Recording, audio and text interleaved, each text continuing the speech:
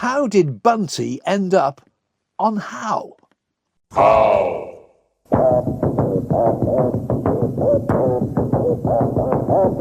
How?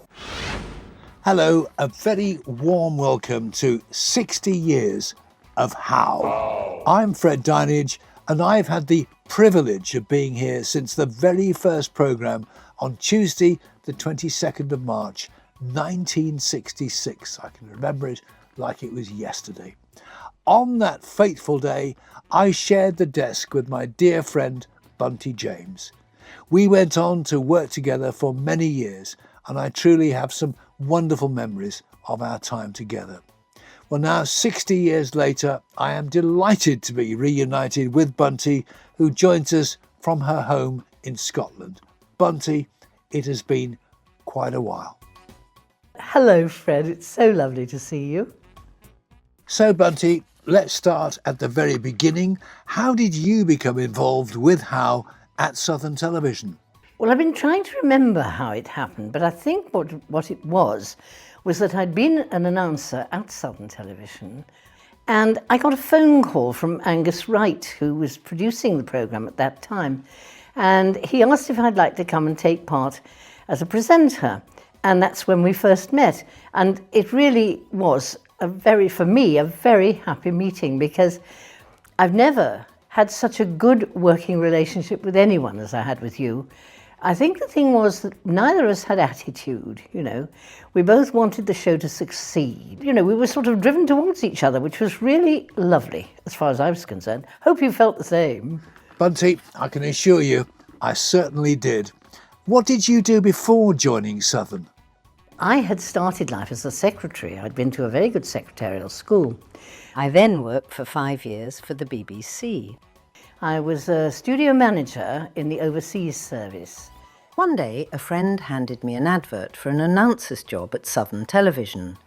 I applied, and to my surprise, I got it. So, while you were working on the announcing team, you also moved into presenting Southern's regional news magazine, the wonderful Day by Day, which we both presented at various times. What was that experience like for you? Day by Day was fascinating as far as I was concerned. It brought in people of local interest.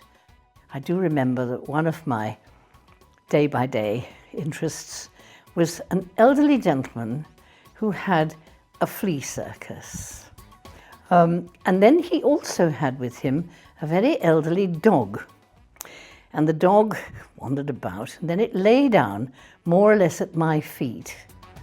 And it proceeded to have the most wonderful scratch. And it's a terrible thing, but if somebody does that and you're in front of you, you kind of feel itchy yourself, you feel a bit scratchy. And the old boy said to me, "What's the matter, dear? You got a flea?" And I said, "I don't know, I'm really not very sure. I possibly have a flea." And he said, "Don't worry," he says, "no shame, we've all got them, And how did you find making film reports way back then? I would be sent off with a cameraman, sometimes to London, and when you think about it, it's quite extraordinary now.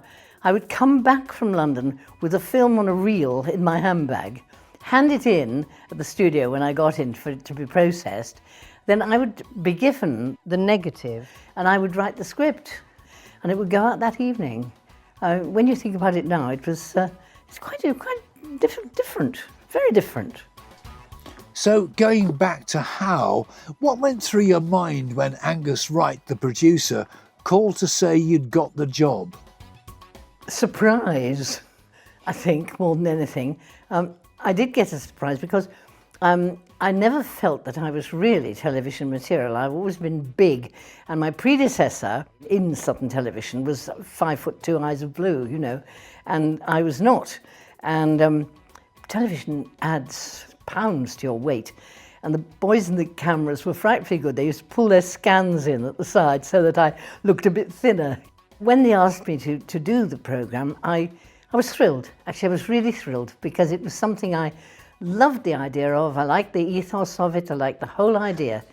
Do you remember what your very first day was like on the How set?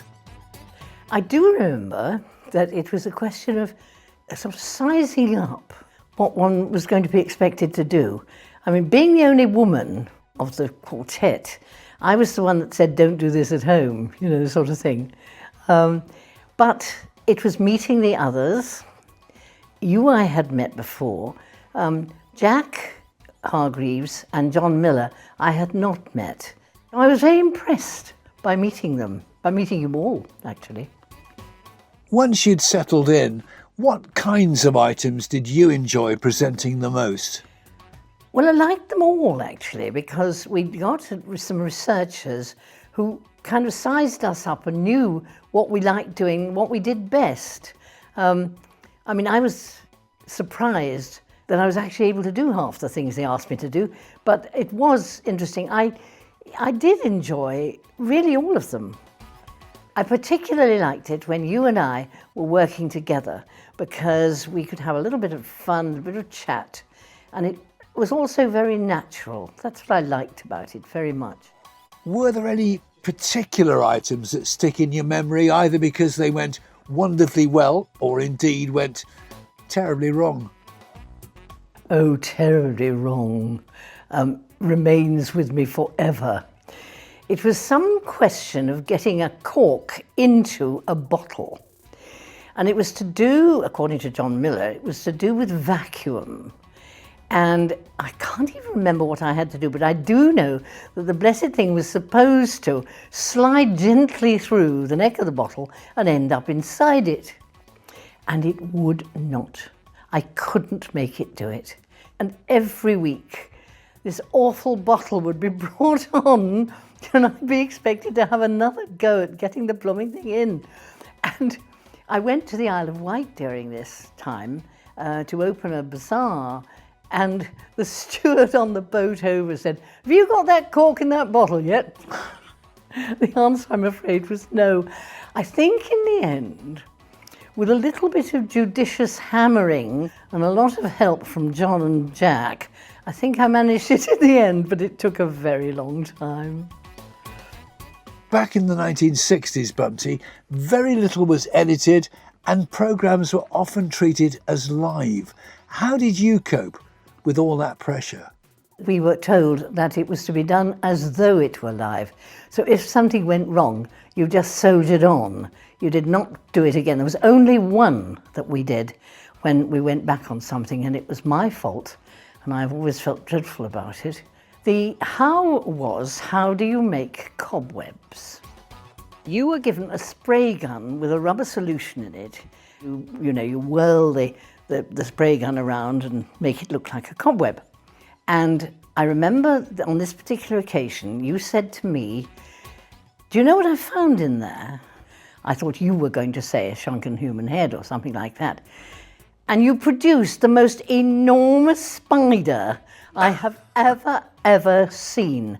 I got a bit hysterical. And I jumped up from behind the thing. I was attached to the desk with my mic. And you were saying, it's all right, it's gone. Jack was heard to say, throw a bucket of water over her, which I thought was unkind. And I just yelled the place down. And I felt awful afterwards, so unprofessional. It was dreadful. And that was the only time that we ever went back.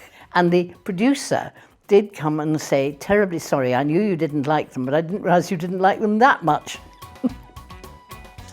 I used to find some of the demonstrations a bit nerve-wracking. Did you feel the same? It was actually quite nerve-wracking doing these things. My comfort was in fact you, because you were always there to dig me out of the hole, and I hope you knew that I was always there to dig you out of a hole, if necessary. So to that extent, it was a very pleasant situation to be in, but there were times when things didn't go right, and it was wonderful to have the support that you gave me. Bunty, trust me, the feeling is mutual. I've so many memories of my own, but what are your memories of a typical How day in the studio? In the morning, we would rehearse. People always used to say, what a glamorous job you have. And I tell you, you go into this icy cold studio, You're there in your coat, your hat, your gloves, until the boys come in and turn the camera lights on and things, and then it warms up a bit. So there's no glamour there. So we rehearsed in the morning, then we broke, and we had perhaps a tiny rehearsal after lunch, but then we did the thing, and it finished usually at about 5. I would then make a dash to the front entrance of Southern Television, where I would have a taxi purring at the door. And the taxi driver would whisk me down to the station. In those days, the train was composed of small dining rooms, if you like. And there was a lovely man who ran this aspect of the train. He was called Mr. Penfold. And Mr. Penfold used to keep my place for me. He would keep the train standing, and he would welcome me aboard, and there would be a gin and tonic poured out. Bunty, the late, great Jack Hargreaves was a real hero of mine, a great friend, a great inspiration. What are your memories of working with him? Oh, it was great working with Jack. Do you remember how he used to sort of produce items which he would have on the desk, and then he'd ask us if we knew what they were, and, you know, be pruning hooks and things that we'd no idea what they were. It was interesting. It was very interesting. Jack always gave the impression of being the old countryman. Far from it. Jack was, in fact, a very sophisticated journalist, and it was his idea to put How together. Yes, he was a man of many parts, Jack. His off-screen role was Deputy Controller of Programmes at Southern.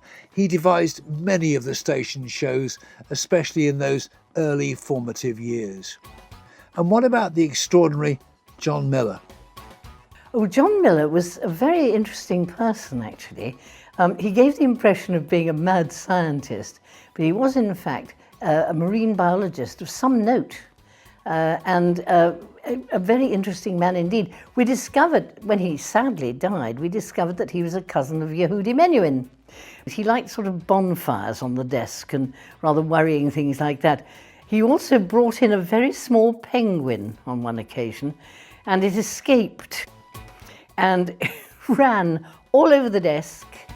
Do you remember, Fred? You and I, we had this little thing popping about and pooping about, one has to say, at the same time.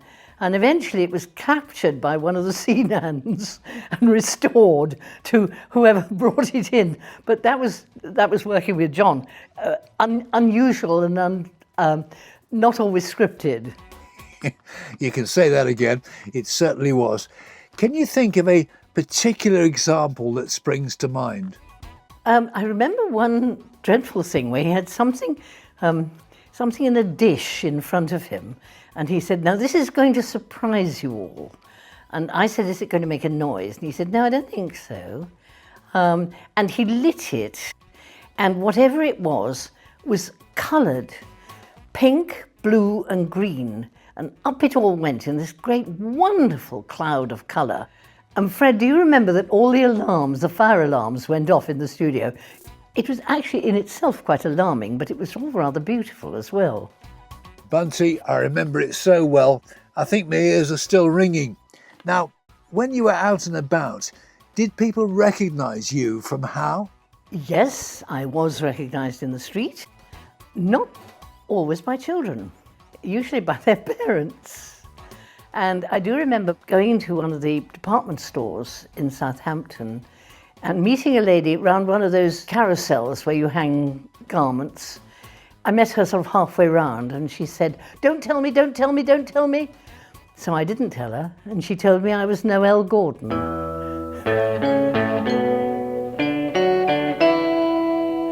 Noel Gordon, of course, was a hugely famous television star at the time, best known for playing Meg Richardson in Crossroads. All a long time ago now, Bunty, but I wonder, do people still recognise you after all these years?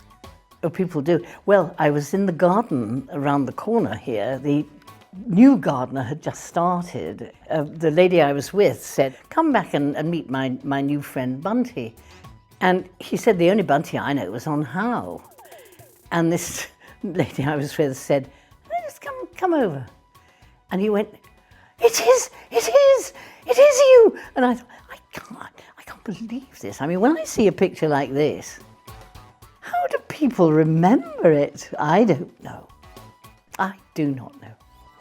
It had a massive effect on me, Bunty, but I wonder, did working on the programme change your career or your life in any way? Yes, it did. It gave me an awful lot of confidence to do things I'd never done before, because that's what I was doing, particularly on How.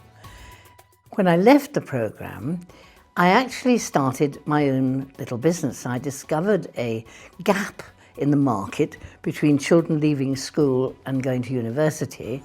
So we set up a small office for about 5 students and taught them word processing, shorthand and typing. Whilst I was in London, I had started to teach public speaking, and that I very much enjoyed. And that, yes, that was helped very much by being on How, having to do things that I hadn't necessarily done before. And after that, Bunty, what came next? Well, quite a number of things. First of all, when we retired, we actually had some property up in the north of Scotland, and we used it as a holiday flat, but underneath there were premises which we turned into a shop and a gallery. And the premise, the whole thing, was that everything should be Scottish, and everything was, except the books, which were about Scotland, but were probably printed elsewhere. But all the pictures in the gallery were painted by local professional artists, but they had to be Scottish. And then our local MP, the late Robert McLennan, asked us if we'd be interested in joining him in a venture to bring glassmaking to Caithness.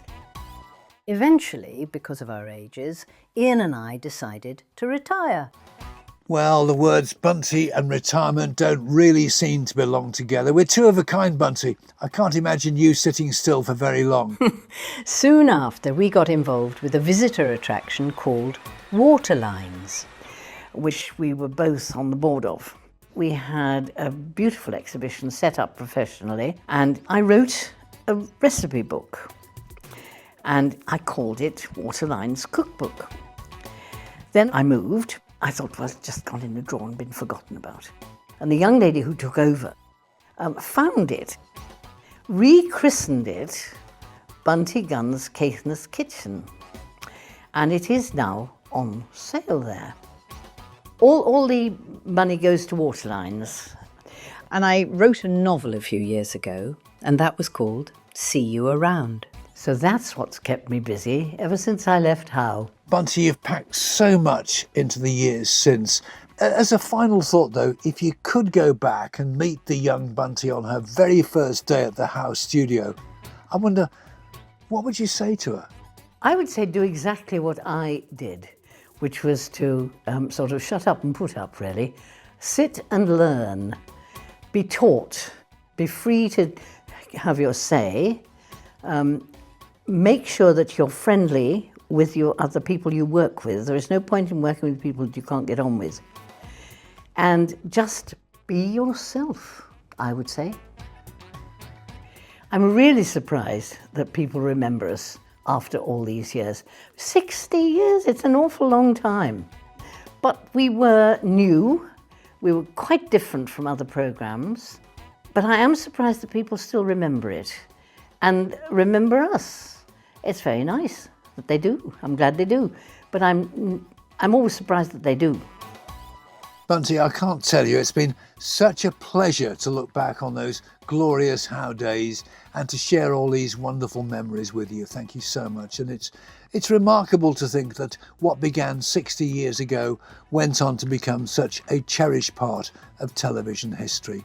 Thank you for joining us and for helping to make those years so very special. And to everyone watching, thank you for being with us as we celebrate 60 years of How. From Bunty and from me, it's How for now. Thanks, Fred. See you again. Don't know when, but I hope I will. How?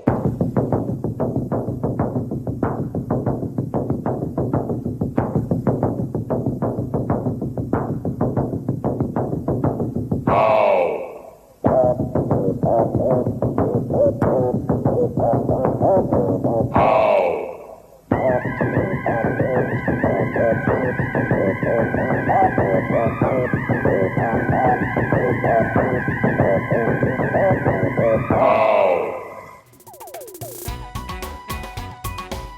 Well, if you're enjoying How 60 and want to see more videos like it, check out our YouTube channel. We are posting new content every week for 60 weeks. Hit subscribe so you don't miss the next one.